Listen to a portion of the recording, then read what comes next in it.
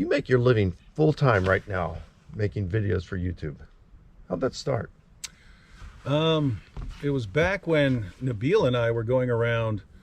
We were speaking and debating, but there were people in other parts of the world who would say, "I can't be there. Could you post it on YouTube?" So we started posting stuff on YouTube, but it was kind of like secondary. It was like an afterthought. And when something would happen, you know, if something would happen to us or something like that, we would post it on YouTube. But YouTube was really still secondary to us. It wasn't until we posted a video. This is when that guy Terry Jones was down in Florida, and he was announcing that he was having a Burn the Quran Day. Right? I remember your video on that. It was hilarious. Yeah. David, what are you doing? Those aren't Qurans, are they? No. You're not going to burn these books, are you? Well, the thought had crossed my mind. No! Don't burn these books. Books are filled with valuable information. Here, let me randomly pick one and open to a random page. Uthman sent to every Muslim province one copy of what they had copied and ordered that all the other Quranic materials, whether written in fragmentary manuscripts or whole copies, be burnt. Let me see that. Uthman ordered that all other Quranic materials be burnt. So there's already been a Burn the Quran Day. But why, Nabil? I don't know, David. Perhaps one of these other books that are filled with valuable information can help. It's a good thing you didn't burn them. Let's take a look at one at random. Oh, here's one. Sahih Muslim. Yeah, I debated the guy on whether Christians should be burning books. Wow. I actually had a televised debate with him. But at the same time I'm debating this guy, I was also thinking, well, I mean, Muslims are flipping out because this guy's about to burn Qurans, but Uthman, the third of the rightly guided caliphs, burned all the Qurans. He burned them all. And so I was like wondering, well, you know, why is no one pointing that out? So Nabil and I made a video called The Original Burn the Quran Day.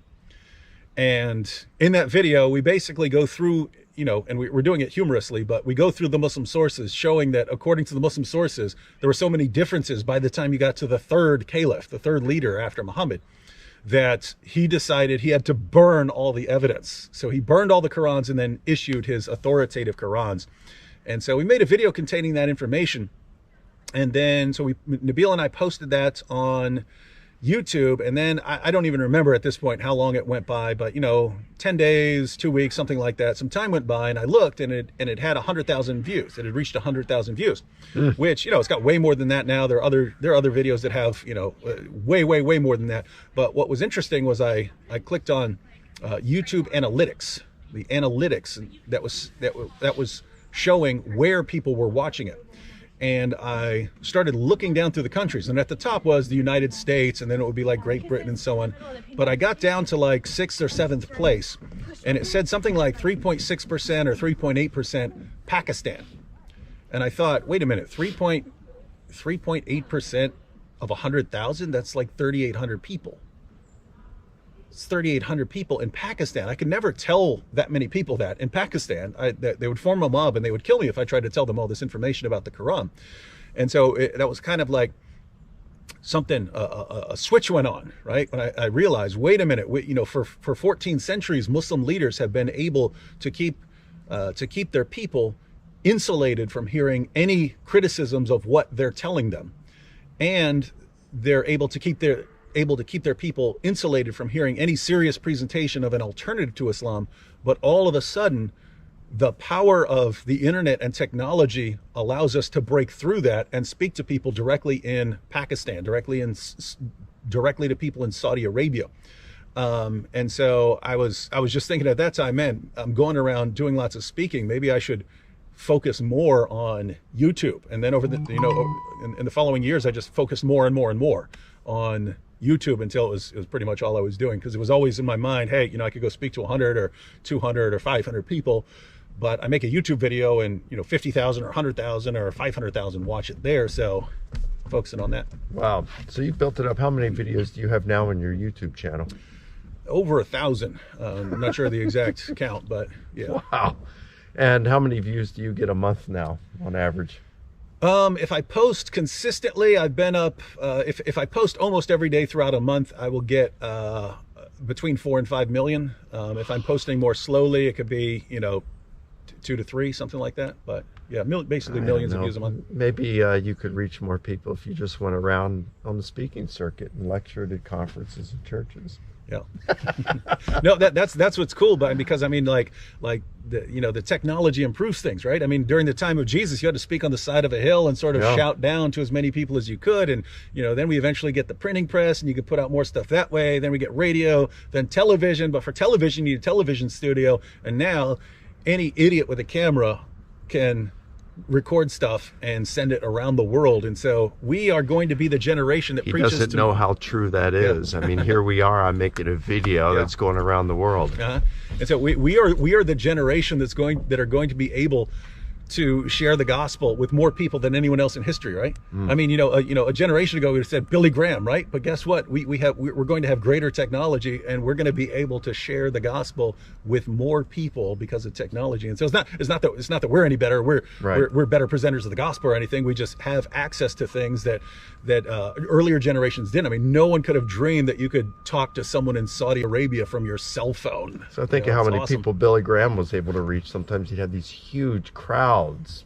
maybe even of 1 million people in a crowd, but now you're reaching. Oh, I'm not talking about myself. I'm talking about the people who are going to be coming along. I'm just thinking all the people you're reaching. Do you ever get death threats? Do I? Yeah. I used to post them. I would post them in like batches of like 10 or 15 or something like that at a time. But yeah, they say they're gonna, kill me, of course, and do all kinds of things to me, rape my wife, kill my wife, kill my kids, things like that. But they never managed to do it. I'll be telling people about you and tell them about that one time you had the guy said he's going to come kill you, and you said, well, this weekend I'm going to be down in Orlando at the First Baptist Church, and I've got a lunch break at noon. How about if I meet you out in the parking lot and you can kill me there, and if you don't, then what? Fill in the rest. I don't even remember this. That happened multiple times. I've done that multiple times. One guy said if I met him down in Times Square, he'd kill me. So I went down there and I get on my camera. Okay, I'm here. Here's the time. I'm here. So that happened there. Another time, a guy said he was gonna kill me in Manhattan. I told him which train station I'd be at. He never showed up. I think the time it was funny because when it would happen in churches, I would say, okay, here's where I'm gonna be, but then I would record at the beginning of my presentation in the church. I would start off and say, okay, before we get started, are there any jihadis here? Is Ibrahim here? Ibrahim? No Ibrahim. And I'd be recording myself. Okay, Ibrahim, I told you where I'd be and you're not here. And so, yeah. I guess the people inside felt safe then, huh? Yeah. Well, that's awesome, man. That's just awesome the way. And now you're helping others, build their YouTube channels and. Man, yeah, well, really, I look forward to it, right? Because I mean, we're kind of learning this after we learned other things, right? We had other ways of doing things, and now we're trying to get better and better at this. But the next generation, they're growing up in it, right? This is going to be normal for them. They're learning this from the time they're kids, and so I think the next generation is going to be doing it even better. And so, I'm going to give other people as much help as I can, so that they don't have to learn everything over again. You know what I mean? So, you've gone from attempted murder, cold-blooded murder, pretty cold-blooded, to now a Christian crusader. Yep. From cold-blooded murderer to Christian crusader. Yeah. David Wood. It's cool too. With your background, how you did try to kill your dad, as violent as you were. I remember, when we all lived up in Virginia Beach years ago, before we moved down here, that we'd tell people we would have left our kids with you.